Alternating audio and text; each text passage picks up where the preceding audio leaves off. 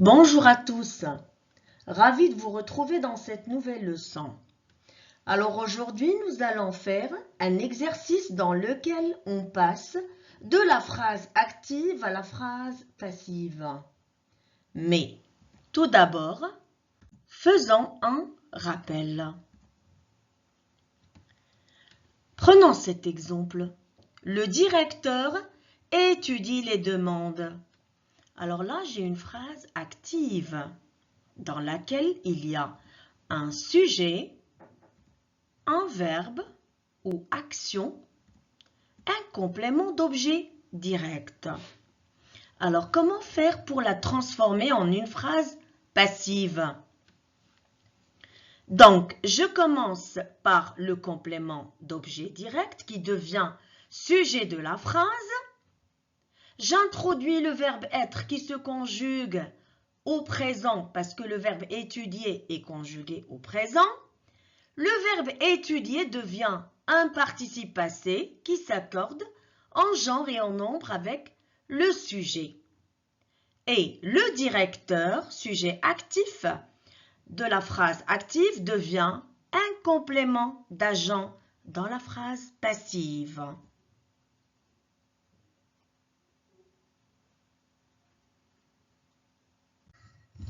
Alors, commençons notre exercice.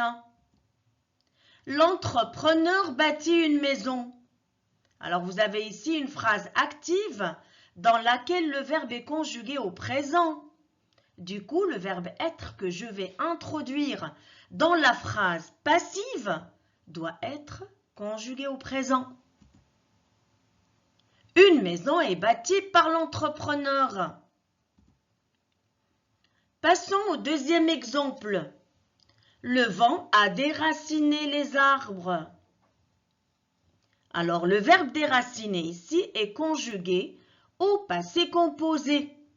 Alors, le verbe être, qui va être introduit dans la phrase passive, va être conjugué au passé composé. Les arbres ont été déracinés par le vent. Passons à la troisième phrase. Le moniteur surveillait les baigneurs. Alors, comme vous voyez ici, le verbe surveiller est conjugué à l'imparfait. Les baigneurs étaient surveillés par le moniteur. Donc, on n'a pas oublié d'ajouter la marque du pluriel parce que le sujet, qui est les baigneurs, d'accord, est un nom masculin pluriel. Alors, dans la phrase qui suit, les élèves liront le texte. Le verbe lire est conjugué au futur simple. Donc, pour la transformer en une phrase passive, le verbe être aussi va être conjugué au futur simple plutôt. Voilà.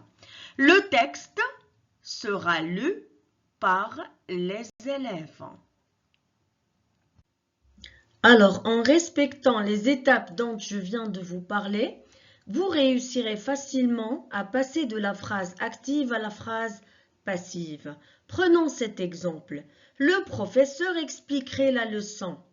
Alors, le verbe de cette phrase, expliquer, est conjugué au conditionnel présent. Du coup, le verbe être, que nous allons introduire dans la phrase passive, doit être conjugué au conditionnel présent. La leçon serait expliquée par le professeur.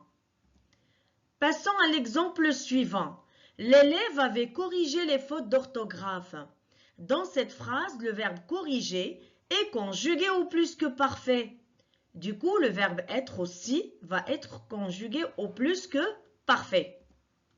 Les fautes d'orthographe avaient été corrigées par l'élève. Les ouvriers auront terminé le travail. Dans cet exemple, le verbe est conjugué au futur antérieur. Le travail aura été terminé par les ouvriers. Passons à l'avant-dernier exemple. Le gardien ferma les portes. Le verbe fermer est conjugué au passé simple. Alors même le verbe être que nous allons introduire dans la phrase passive va être conjugué au passé simple. Les portes furent fermées par le gardien. Dernier exemple. Il faut qu'on fasse ses devoirs. Le verbe faire est conjugué au subjonctif présent. Du coup, le verbe être aussi va être conjugué au subjonctif présent. Il faut que ces devoirs soient faits. Comme vous le voyez ici, le complément d'agent ne figure pas dans la phrase passive, pour la simple raison que le sujet est un pronom, on. Alors, je vous remercie d'avoir regardé cette vidéo. Je souhaite que mes explications vous aident à mieux comprendre cette leçon. Je vous dis à très bientôt.